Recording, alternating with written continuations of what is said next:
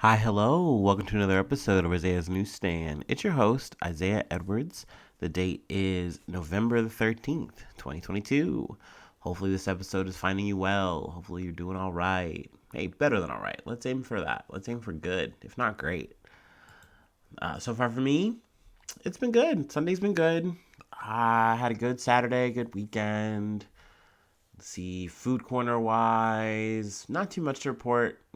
More or less talked about the big meal of the week. I did make some Oreo. This is gonna be, I guess, a little weird. They were cookies, like cookies that you bake, but they had bits of Oreo in it. So like in the batter, and then like little bits throughout. It was pretty good. I mean, overall, it just we're talking Pillsbury here, so it was good. It was fine. I enjoyed eating it. I added some caramel syrup to them because I could, because I'm a fatty. But I'm actually gonna do it switch the format up a little bit. I'm gonna take my break at the beginning.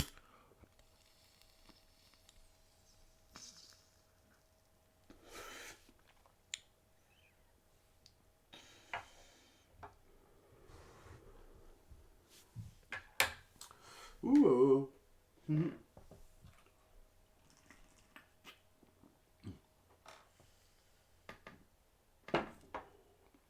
All right. Sorry for the dead air, but first article we got from Reuters: 6 dead in Istanbul blast. Erdogan says it smells like terrorism. So there was a explosion that took the lives of 6 people and injured 81 others. It took place on a pedestrian street in central Istanbul.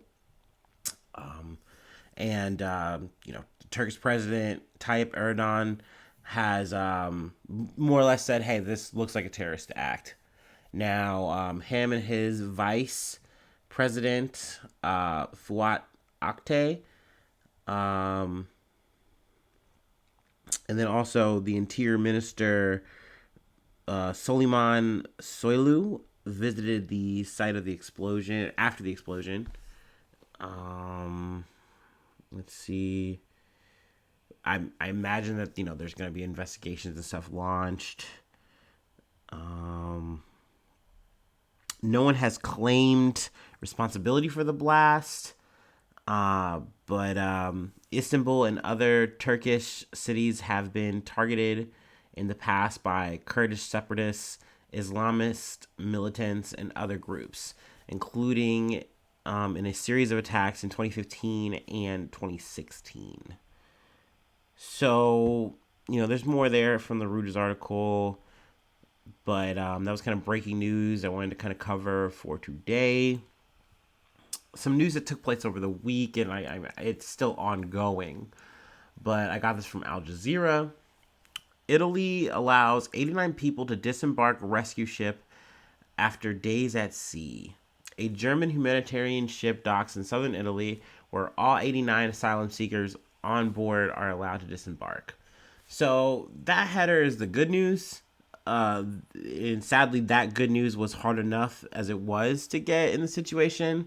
Uh, More or less, Prime Minister Giorgia Meloni's her new government, is very, radical right, and essentially they are sticking to the script that they have written, which is they really wanted to crack down on any kind of illegal immigration, and they want to keep a strong front and face in this. And so when this boat, which was the Rise Above boat, and also others. There are other charity. I think they have them here, but one was German charity SOS Humanity, and the other was France Doctors Without Borders. Also the MSF. It's like a French word. I'm not gonna try to even go for that one, but essentially they're docked as well, and let's see, I believe, he kept 4 ships at sea, and although it allowed 2 to dock in Sicily at the weekend, it has only let off the most fragile people, mainly women and children, leaving about 250 still on board. So that's just something that's really sad to hear. Like, they are taking the people who are like, okay, you're young, you're, a woman, you're, infirmed, what have you, like from the travel, we'll let you off, but everyone else has to sit here in this boat, and you can't get off. And they're more or less telling the boats to leave. And essentially the boats are like, no, like, we have literal, like, reason to be here. This is a humanitarian thing. To turn us away would be, like, I think against the Geneva Conventions. Like, you can't do this kind of shit. And I would think you shouldn't even have to go this far. You shouldn't even have to take it to legal means to simply take care of people. Like, at the end of the day, it's more than likely that these people are not going to be able to stay anyway, especially with how harsh Italy is with immigration. So at least allowing these people to dock, be taken care of, intended to, get some time on land for a second. Jesus Christ. I don't know. It really rubs me raw that this is a thing, that they have taken it to this level. Let's see here. What else I wanted to kind of glean here? There was another, like, a group from another country, I think. Or no.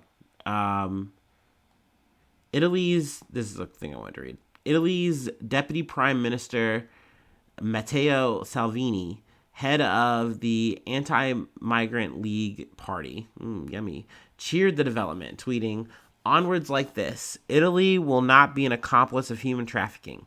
Is anyone starting to get this?"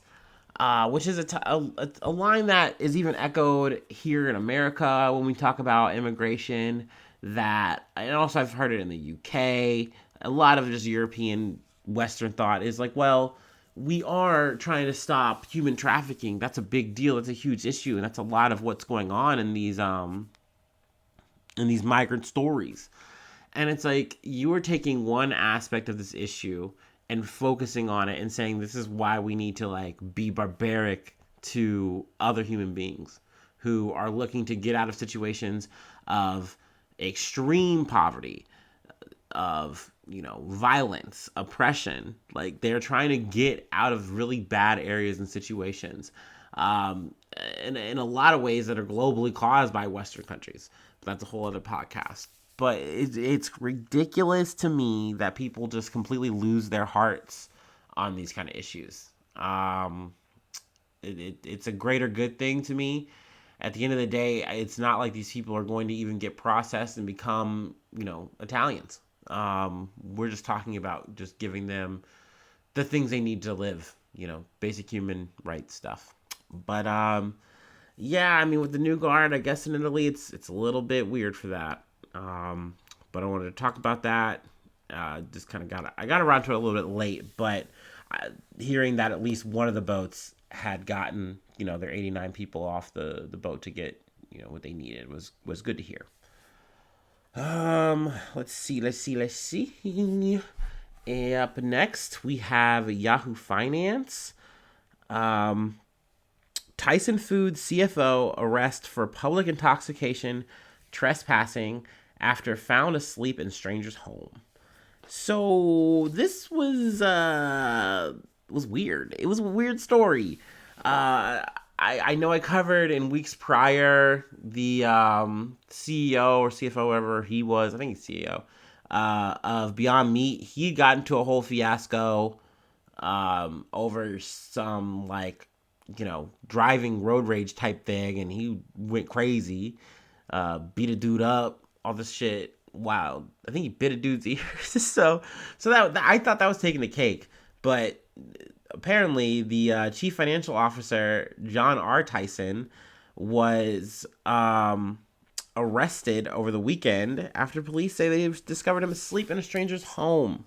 Now, apparently, this person, like who called it in, I think she's like a college age woman. They haven't identified her. But essentially, she called and said like someone was in her house. People assumed, it was like maybe like a burglary or something like that. But she, explains like, no, this dude's like asleep in my bed. And, they come in, they find him. Apparently, he's taking his clothes off. He's asleep. And they wake him up. And he is more or less trying to do the thing that, a drunk guy or drunk gal, whoever, is just like when you try to wake them up and they go, oh, no, no, no, no. And, was trying to stay in bed, the bed that was not his, but he was trying to stay asleep. So they weren't having that. They got him up and out of there. But,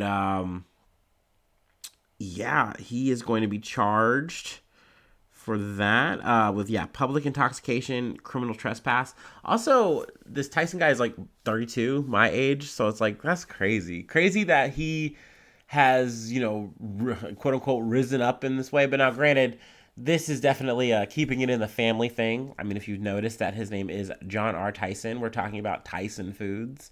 So I believe his father is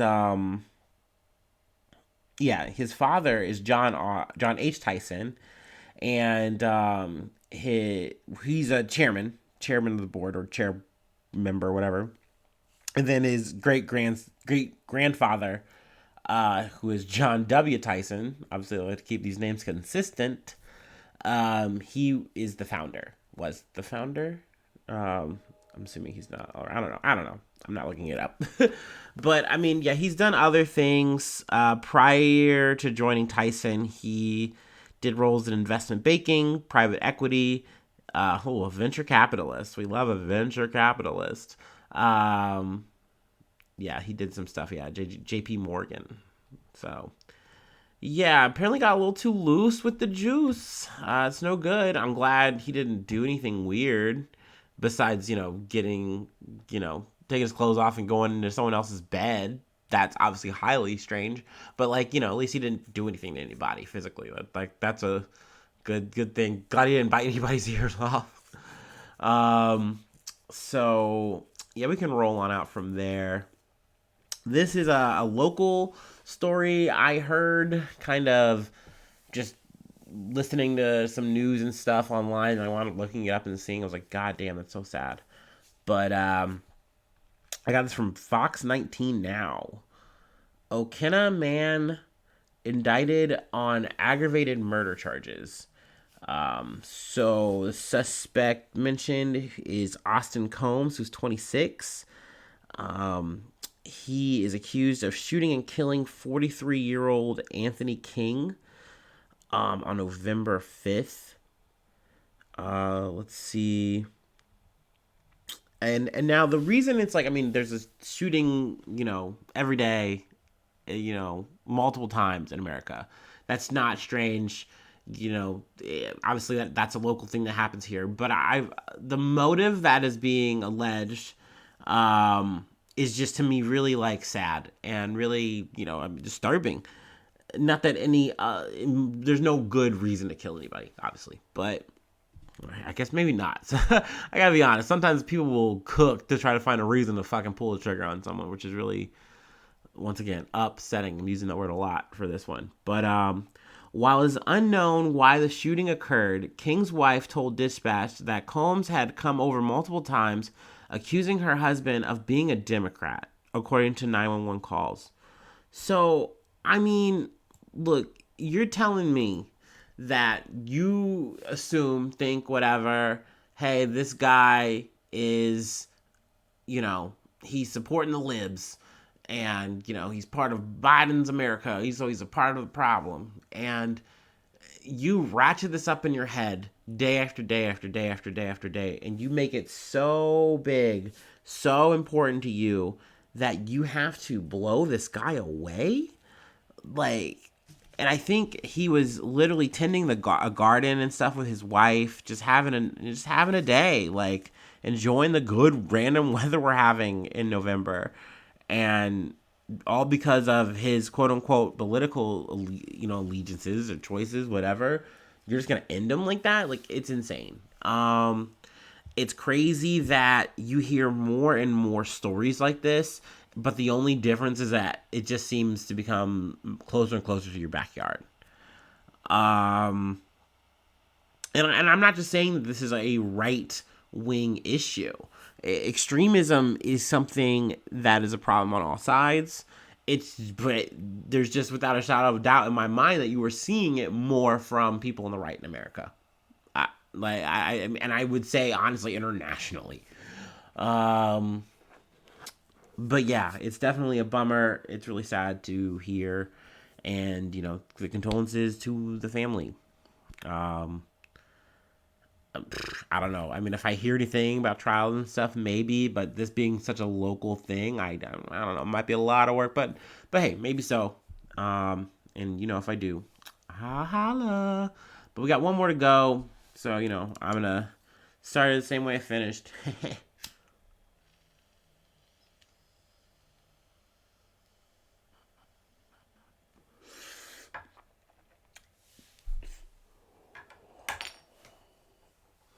Ooh wee.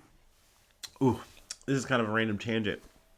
I hear they're making like new kind of drones or something at Amazon called like a Sparrow, and apparently these are gonna like they say the tagline is they're gonna help make things more efficient at Amazon, but essentially what that means is probably less workers in the future of the human variety. I'm saying this because I'm looking at a Amazon ad right now telling me I can get a job, free training helps hourly employees. Um, it's just crazy. Also, I expanded thoughts. I don't know if I really nailed it the way I wanted to about the whole Facebook thing.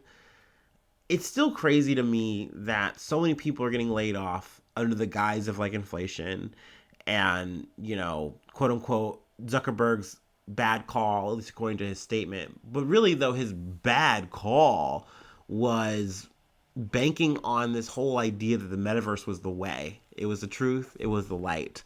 And it was going to make him so much fucking money, and that people were going to flock to this thing after COVID because, what else are they going to do now? And it's like, no, they're going to go outside, dude. And plus, this is like a shitty ass fucking Wii experience.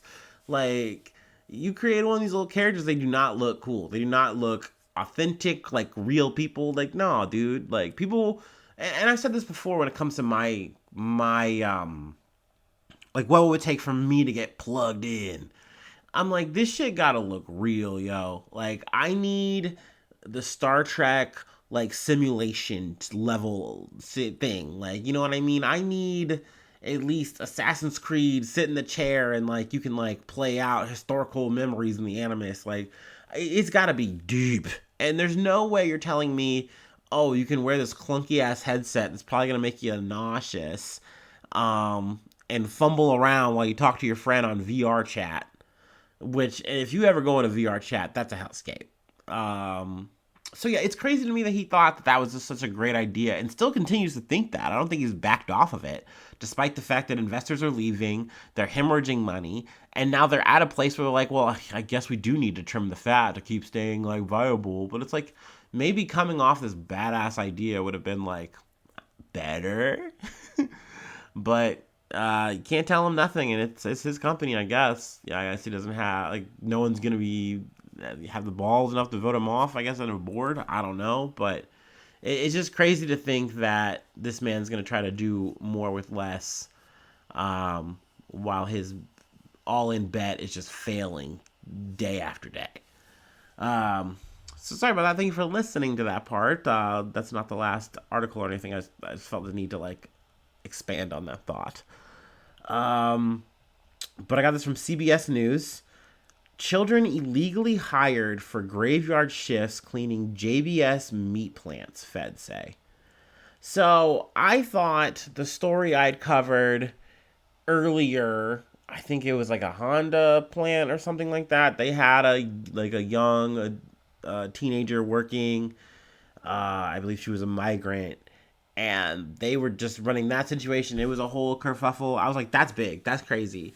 I mean, I know that these things could happen. Crazy to see it happen.